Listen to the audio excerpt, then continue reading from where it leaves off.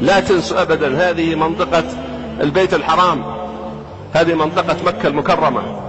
من هنا انطلق آلاف ونشروا الحضارة في 3 أرباع العالم. نحن أبناؤهم، نحن أحفادهم. هذه الجدوى لم تمت. لا ينسى أحد منكم هذا الإرث التاريخي. نحن لسنا حضارة هامشية ولا حضارة فرعية ولا حضارة في غابات الأمازون، مع احترام لغابات الأمازون. نحن أمة ظلت لمدة أكثر من 800 سنة تقود العالم في كل شيء، تقود العالم في الفكر، تقود العالم في العلم، تقود العالم في التقنية. مرت علينا أوضاع والدنيا هبوط وصعود، ولكننا بإذن الله لدينا القدرة ولدينا الأمل في أن نعود كما كنا. وكما قال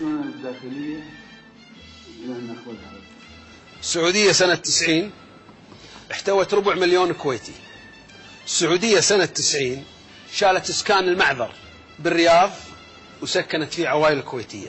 السعودية سنة 90 طلعت إسكان الدمام وقالت تعالوا الكويتيين اسكنوا فيه. السعودية وفرت موانئها، وأنا وقتها كنت ضابط نغيب في الجيش. وفرت موانئها ومطاراتها وطائراتها وجمعياتها الخيرية علشان. أنا أقول له إن لو ما السعودية، مع احترامي للشرعية الكويتية وعلى راسي على الصباح كلهم، لكن لو ما السعودية كان ما يلسنت على الكرسي اليوم ولا حتى دخلت مجلس نيابي. والله اختلف معاك جملة وتفصيلا وأبين الحين. خلني أكمل. لو ما السعودية العمق الاستراتيجي لدول الخليج كلها كان ما لقينا احنا هذه الأمن اللي احنا قاعدين حاسين فيه. الحين احنا في البحرين وكنتوا سابقا في الكويت. كل الشكر والتقدير الأشقاء في المملكة العربية السعودية.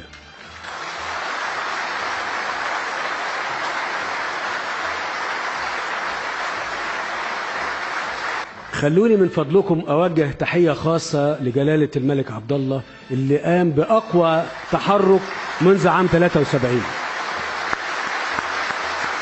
أنا كمواطن مصري بتقدم بكل الاحترام والتقدير والشكر لجلالة الملك عبد الله كبير العرب ورجل العرب وحكيم العرب على اللي قدمه لمصر. وبقول للسعوديين إخواننا هناك متشكرين وكتر خيركم، وربنا يحفظ بلادكم من أهل الشر. المملكة العربية السعودية في أيدي أمينة، فخادم الحرمين الشريفين الملك سلمان بن عبد العزيز رجل حكيم متمرس في الحكم منذ نعومة أظافره. وفق الله، وفق المملكة شعبا وحكومته. دولتين اتنين لا يجرؤ حد على ضربهم في المنطقة، السعودية ومصر. السعودية تجيش كل مسلمين العالم ضد أي دولة بتحاربها. شفت المسلمين اللي في العالم دول كلهم تعمل منهم انتحاريين. السعودية دولة خطيرة جدا، السعودية ومصر. السعودية بتوظيف كل الإسلاميين من جاكرتا لنواكشوط هيمشوا ورا السعودية. القيادة الجديدة بالسعودية هي أثبتت مش تحليل يعني بالتجربة المباشرة، إن كان باليمن بالأخص أو بسوريا حتى. يعني أخذت قرارها بإيدها، منا مستعدة بقى تسكت، اعتبرت على أنه سكتت كفاية، مشان هيك أخذت قراراتها بسرعة. في البعض اعتبروا القرار اللي أخذته المملكة بما يتعلق باليمن تهور. عم تثبت الأحداث أكثر وأكثر أنه بمحله تماما وبوقته تماما. يعني بآخر شبرين من عدن أخذت قرارها، وانطلاقا منها شبرين هلا عم بيرجعوا يستعيدوا اليمن كله سوا. بسوريا شايفه كيف ميزان القوى تغير، عشان هيك انا ما بعتقد انه ايران بعد ممكن تتمدد. في دولتين على وش الارض النهارده يقدروا يركعوا امريكا على الارض، الصين والسعوديه. موازين القوى الاستراتيجيه مش هتبني معلوماتنا من الجرايد. ها، اكبر ودائع ماليه في التريجري الخزانه الامريكيه هي للصين وللسعوديه. اصبح الدوله اللي هي بتتبنى او اللي هي مسؤوله عن السنه في العالم هي المملكه العربيه السعوديه، وهو دي مسؤوليه تاريخيه عندهم. ان نقول ان هذا الموقف غير مسبوق بكل المقاييس، هذه قضيه، هذه حقيقه. هذه سجلات الامم المتحده تبين انه ما في دوله قبل السعوديه ومثل السعوديه انها دوله مؤسسه للامم المتحده، ولم يسبق انها اصبحت عضو غير دائم في مجلس الامن، ولما صارت عضو الان رفضت المجلس لسبب مبدئي. نشكر السعودية لأنها فضحت مجلس الأمن على مستوى العالم. هذه هي الحقيقة كشفتها السعودية. اللي قاعد عندنا ياما ناس قعدوا في جامعة الدول العربية، وياما ناس أمناء جامعة الدول العربية، وياما أمين عام وأمين بتاع إيه وبيعملوا إيه. محدش فيهم مرة قال الكلام ده. محدش فيهم مرة قال هذا الكلام على مستوى العالم، لأن اعتذار السعودية مش حاجة سهلة. دولة منتخبة لازم يعملوا انتخابات تاني ويختاروا دولة تانية. فموقف عالمي لازم مش نحيي السعودية أولا، نشكر السعودية على أنها فضحت مجلس الأمن، ونقدر ونثمن هذا الموقف الرائع للمملكة العربية السعودية. إننا لسنا دعاة حرب، ولكن إذا قرعت طبولها فنحن جاهزون لها. السعودية كقوة إقليمية، ريجنال باور، لا أحد يستطيع إنكار أن السعودية قوة إقليمية. الأمر الآخر هو القوة الرادعة التي تملكها السعودية عسكريا واستراتيجيا. السعودية تستطيع أن تصل في العمق لأهداف بعيدة إذا أرادت القيادة السياسية والعسكرية هذا. معناها أن السعودية تقوم بنوع من الريادة الاستراتيجية لتأمين منطقة غرب آسيا، وتستطيع أن تحول السلاح التقليدي إلى سلاح خطير يعني يحد من أي شخص لديه نيات سيئة في المنطقة. في رسالة أوجهها إلى الشعب السعودي. اليوم أصبح من حقكم أن تفخروا بما أنتم فيه. وجود المملكة العربية السعودية وإرادة المملكة العربية السعودية وثقل المملكة العربية السعودية هو الذي جعلها اليوم أمام العالم كله تستطيع وبالفعل وليس بالكلام أن تكون درعا للأمة العربية. المملكة العربية السعودية بقواتها وبجيوشها وبعلم أبنائها استطاعت أن تكون حائط صد كبير ضد أطماع كثيرة جدا في الأمة العربية. المملكة العربية السعودية بسياساتها الخارجية استطاعت أن تجبر كل قوى العالم أن تقف احتراما لها اليوم، وتقف احتراما لحقها في الحفاظ على سلامة أراضيها. الآن المملكة العربية السعودية لم تستدعي قوى أجنبية، لم تطلب من قوى أجنبية.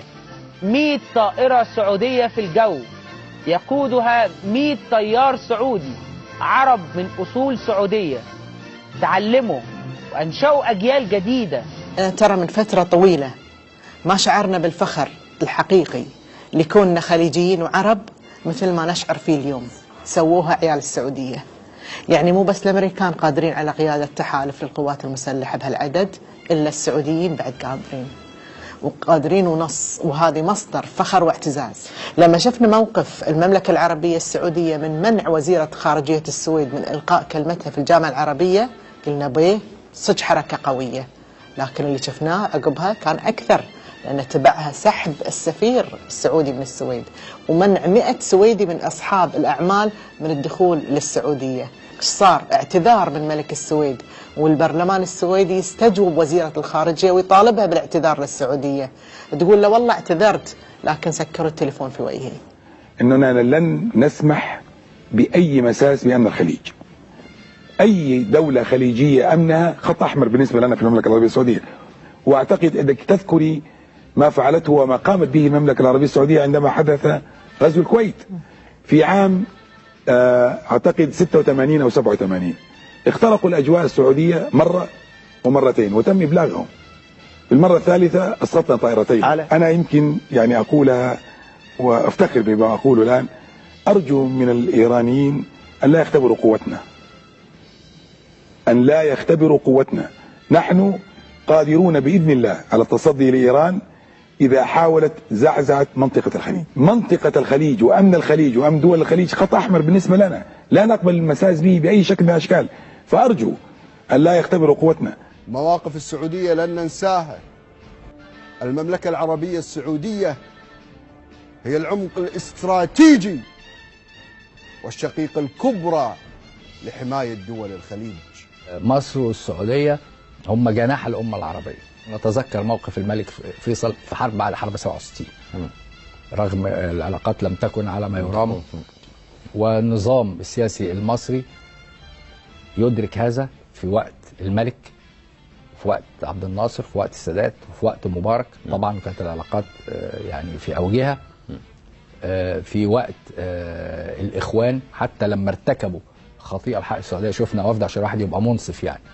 كان في قدر من الادراك لاهميه في فتره الرئيس عبد الفتاح السيسي شفنا مع الملك عبد الله والملك سلمان. عاصفه الحزم يا عزيزي بعد شوكي بحلقه المشروع الايراني للهيمنه على المنطقه.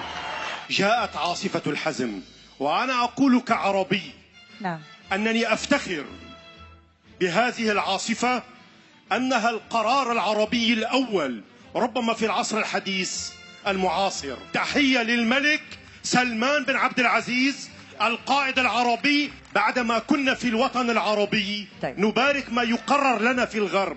نعم. الآن أصبحنا نقرر وهم يباركون، فنعم تحية لعاصفة الحزم.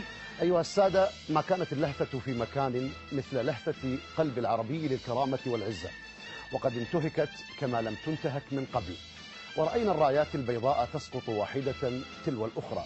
رأينا بغداد تسقط ودمشق تسقط وبيروت تسقط وصنعاء تسقط، لا بل تقاتل، لكن في الضفة الأخرى ولحساب كسرى الذي يتنقل قائد جيوشه في بلادنا العربية دون تأشيرة أو استئذان، ويتغنى بأن 4 من العواصم العربية باتت تحت حذائه العسكري، وشوكة في خاصرة هذه الأمة لا سندا لها. لكن من قال إن الذل والهوان مصير العربي؟ استيقظ الناس على عاصفة الحزم السعودية، وقيل إن الرياض قررت أن تكون حيث يجب أن تكون، في موقع القيادة، وأن تعيد التوازن المفقود لهذه البلاد المنهارة. قررت الرياض والظهران وخميس مشيط أن تكون منصة لاستعادة اليمن من الأيادي التي خطفته، وأن تشكل، أو هكذا يتمنى الناس، أعمدة تتكئ عليها بغداد ودمشق وبيروت.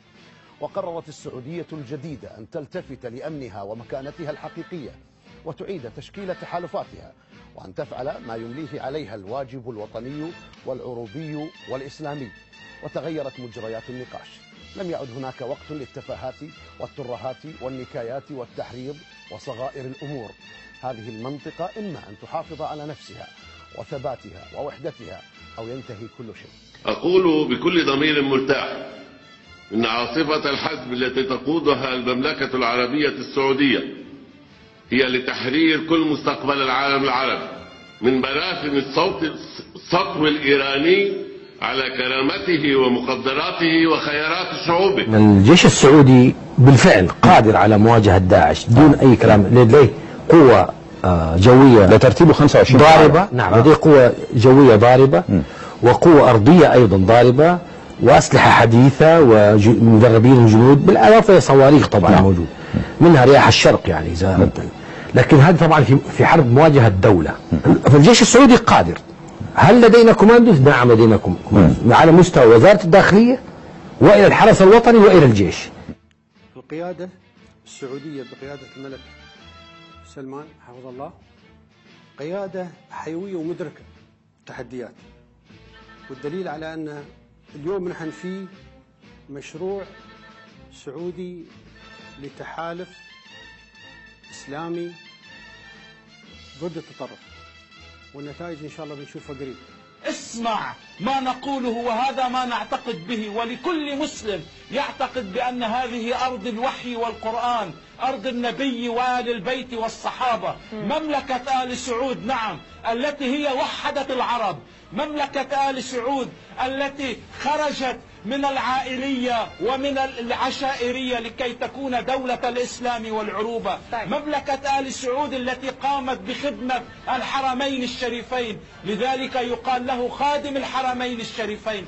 مملكة آل سعود هي التي حافظت على استقرار لبنان على أقل تقدير. مملكة آل سعود هي التي اليوم يعتاش ويسترزق منها الكثير من شيعة الجنوب، وحتى يمكن أن أقول بأن أكثر من 11 مليار دولار في البنك المركزي اللبناني هو الذي يحافظ بهذا الكم على استقرار لبنان. Saudi plays a very big role to keep this model. الملك سلمان بن عبد العزيز مشكورا والله لولا جلالة هذا الملك لسقطت اليمن وسقط بعد اليمن غير اليمن، وأنا لا أخشى أن أقول هذا وأفخر به، لأنه اتخذ قرارا قويا لا يتخذه إلا العظماء وفي ظرف خطير وفي ظرف صعب، وبعد أن بلغت المؤامرة ذروتها. هذا قرار يجب أن نشكره، ويجب أن تتضافر كل الجهود لإنجاح هذا القرار. أولا أتقدم بالشكر لله سبحانه وتعالى، ثم لرائد الأمة الإسلامية خادم الحرمين الشريفين الذي أطلق مشروع رائد كان الناس يتعطشون له ليل نهار، ألا وهو إحياء كرامة الأمة العربية والإسلامية بإطلاقه عاصفة الحزم.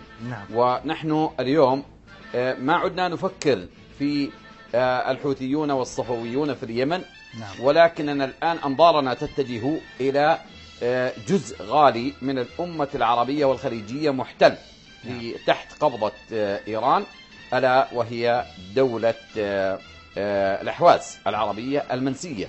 صحيح. وكذلك الجزر طنب الكبرى والصغرى وأبي موسى، وكذلك يعني أنظارنا تتجه إلى العراق الغالي وإلى سوريا الغالية وإلى لبنان الغالية وإلى ليبيا التي أصبحت مصدر قلق للشعب المصري ولجمهورية مصر العربية. الجيش السعودي هو أو السعودية خاصة هي أكثر دولة تمثل رعب لإيران. من الذي اتخذ هذا القرار؟ بشكل عام احنا كلنا بنعرف بلدي الأردن، البلاد الأخرى كلها تابعة للسعودية. إذا السعودية قالت أريد أن أفعل شيئا أكيد يفعل. وأنا الآن أعول وعندي تفاؤل بحجم العالم بالملك سلمان. الملك سلمان، مرحلة الملك سلمان ليست كما قبلها، ولن يظل الحال كما هو فيما بعد. أنا أريد من كل الشرفاء الاصطفاف إلى جانب السعودية. إذا دعونا نصفق لعاصفة الحزم. والله السعودية هو أصبح نداً يمكن أن يقوم بعمل ما، والدليل الجرأة التي قام بها بغير عابئ لرد فعل إيران ولا رد فعل حلفاء إيران. من يقود العالم العربي اليوم السعودية.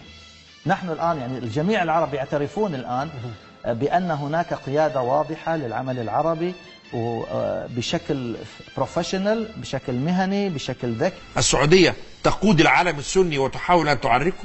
عمري الآن 67 سنة، ما مدحت حاكم، ما سجلت إعجاب بحاكم عمري كله، لا كبير ولا صغير. لما صارت عاصفة كأني غريق وخرجت فوق سطح الماء، نريد أن نتنفس. أنا الشاهد، فما بالك بالشباب الذين قتلتهم مهانة 50 سنة 40 سنة 30 سنة وهم يرون هذه الأمة تداس كرامتها. المملكة العربية السعودية تستطيع أن تقود العالم اللي أوجه التغيير بادئ فيه. مو احنا هذا الكلام اللي يقوله. اقرأ يعني الآن المعلومات صارت متاحة للجميع، والمعلومات ينشرها من؟ ينشرها المفكرين، ينشرها الاستراتيجيين في هذه الدول. وبالتالي الآن يعني فعلا يجب أن لا نسلم بأن احنا فقط نتأثر ونؤثر، لكن يجب أن نقتنع بأننا بقدر ما نتأثر نستطيع أيضا أن نؤثر في يعني مسيرة المجتمع الدولي. المشكلة اللي عم يواجهها العالم العربي والعالم بأسره الحقيقة مع إيران منذ تسلم السلطة بعد مغادرة الشاه إلى لا رجعة، أنها مالئة الدنيا بالمشاكل وشاغلتها بالأزمات، إلى أن قررت المملكة العربية السعودية بقيادة الملك سلمان كسر الحديد بالحديد. لا مكان للبطر في هذه الأزمنة، ولا مطرح للإمبراطوريات، ولا مرور لأحلام أكل التاريخ عليها وشرب.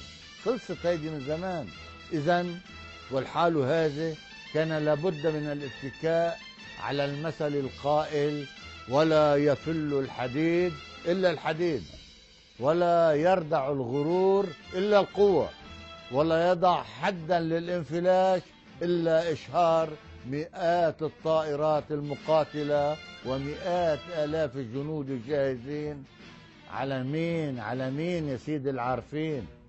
فكانت الغضبة الكبرى لسلمان بن عبد العزيز، وكانت عاصفة الحزم التي فاجأت طهران وقادتها مثلما فاجأها الالتفاف العربي والإقليمي والدولي حول القرار الشجاع والتاريخ لملك السعودية العظيم. نسي قادة إيران أو تناسوا المثل العربي القديم القائل: ما طار طير وارتفع إلا كما طار وقع. البعض يرى في الغلطة الحوثية الإيرانية في اليمن إن رب ضارة نافعة، فلولا انفلاش إيران في اليمن لما كانت السعودية شمرت عن ساعديها ولما كان مكان. هي انت حالك نفتح الحوار مع السعودية مش مع مصر. مصر تابع، نتكلم مع السيد، مع الزعيم. العرب النهارده بيقودوا من السعودية، نتكلم مع السعودية ما نتكلمش مع مصر. واللي ما يفهم الكلام خليه يفهمه. نحن مع المملكة العربية السعودية، إن خاضوا المحيط خضنا معاهم. هذا الكلام يوصل للي موجودين هنا واللي موجودين هناك. إيران ما جننتنا، ما حد يجننا. احنا ناس عندنا الحمد لله عقل، وعندنا حكمة، وعندنا صبر، وعندنا طيلة بال، وعندنا قوة شخصية، قوة معنوية، قوة اقتصادية، قوة عسكرية. الإيرانيين إذا أرادوا أن يقوموا بأعمال شغب في المنطقة لن يكون ذلك على حساب المملكة العربية السعودية. وخير دليل على ذلك تدخل المملكة في دعم الشرعية في اليمن. في دول عديدة نرى أن تواجد إيران في المنطقة بدأ يتقلص في بعض الأماكن في أفريقيا، في اليمن، ونحن مصرين على أن لا يكون لإيران تدخل سلبي في المنطقة أو في الدول العربية الشقيقة. تحية للمملكة العربية السعودية. الدين علمونا، وفي العمرة أكرمونا، وفي الحج أمنونا، فجزاهم الله عنا خير الجزاء. تحية للمملكة العربية السعودية حينما دكت معاقل داعش. تحية للمملكة العربية السعودية حينما كانت أول من دك معاقل الحوثيين. تحية للمملكة العربية السعودية حينما أمنت بفضل الله عز وجل شانه الحرمين. تحية للمملكة العربية السعودية حينما مسكت زمام الأمر وصنعت التحالف الإسلامي. ارفع رأسك فأنت مسلم. السعودية الآن رفعت رؤوسنا وجعلتني أفتخر أني مسلم عربي.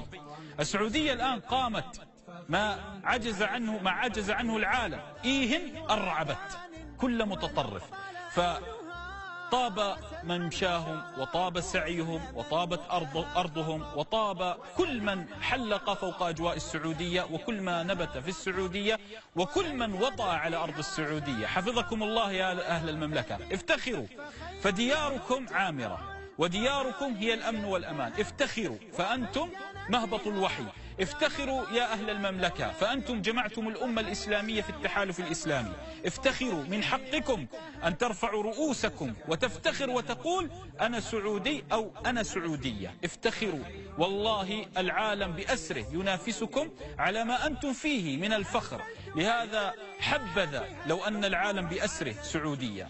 يا أهل المملكة العربية السعودية، حينما قمتم بتشكيل التحالف الإسلامي لمحاربة الإرهاب أنتم صنعتم خطوة تاريخية. لهذا يا أهل المملكة كل ما عند المملكة العربية السعودية يؤهلها لتقود زمام التحالف الإسلامي. أنتم أهل العلم، أنتم أهل الشريعة، أنتم سادة العرب وأصول العرب. انظر لنفس السعودية، تعدت مرحلة أن توعي، أن تعلم، فلما أصر القوم على الإرهاب قالت نحن أهل السلاح. وبغض النظر عن مذهب الإرهاب أو دين الإرهاب، أينما وجد الإرهاب ستجد السعودية تحمل له السلاح، وستجد السعودية بإذن الله بتحالفها الميمون المبارك التحالف الإسلامي ستجدها واقفة لتقض مضاجع الإرهابيين. لهذا الإرهاب أضر بالأمة الإسلامية وأضر بالبلاد العربية وأضر بكل مسلم، أضر حتى بغير المسلمين. فأرادت السعودية أن ترسل للعالم رسالة أننا نحن سنحارب الإرهاب ونحن سنريكم ما هو الإسلام الحق. لهذا يا أهل المملكة افرحوا، والله من حقكم أن تفرحوا وأن تفتخروا وأن ترفعوا رؤوسكم لعنان السماء. ماذا أردتم؟ بلادكم للحرمين لله الحمد وطنا. ماذا أردتم؟ بلادكم الآن لله الحمد تقصف من أراد باليمن شرا، بلادكم لله الحمد قصفت من أراد بالشام شرا، بلادكم الآن جمعت الأمة الإسلامية في التحالف الإسلامي. واعتصموا بحبل الله جميعا. أنتم جعلتمونا بعد فضل الله نعتصم بحبل الله. أنتم بفضل الله ثم بكم يا أهل المملكة العربية السعودية جعلتم القلوب تأتلف. لو أنفقت ما في الأرض جميعا ما ألفت بين قلوبهم. أنتم يا أهل المملكة بعد إذن الله ألفتم بين قلوبنا. افتخرنا بالتحالف الإسلامي. أنتم جعلتم لنا شوكة يا أهل المملكة، يا أهل المملكة العربية السعودية. أنتم جعلتم لنا شوكة كمسلمين كعرب، نقول نحن عندنا تحالف إسلامي، ومن أراد ببلاد الإسلام شرا وقفنا له وقفة أسود. لهذا يا أهل المملكة من ينافسكم بالفخر؟ من ينافسكم بالعطاء؟ من ينافسكم بالجود؟ من ينافسكم بالكرم؟ وأنتم أهل الكرم والجود. يكفيكم فخرا وسندا أن محمد صلى الله عليه وآله وسلم دفن في المدينة، وأن محمد عليه الصلاة والسلام مشى على أرض هذه البلاد الطيبة، وأن الوحي نزل على هذه البلاد الطيبة. يكفيكم فخرا. فأنتم أهل المجد وأنتم أهل الرسالة. الله أعلم حيث يجعل رسالته، والله يعلم زمانا ومكانا ومن الشعب الذين هم أهل ليتحملوا تبعات الرسالة. فطبتم وطاب مسعاكم. شكر مني لكم موصولة، وأسأل الله بمنه وكرمه أن يديم عليكم الأمن والأمان. بلادي بلادي منار الهدى ومهد البطولة عبر المدى. بلادي بلادي منار الهدى ومهد البطولة عبر المدى. عليها ومنها السلام ابتدى وفيها تعلق فجر الندى. حياتي لنشكي بلادي فداء. بلادي بلاد الإبا والشمم ومغنى المروءة منذ القدم. بلادي بلاد الإبا والشمم ومغنى المروءة منذ القدم.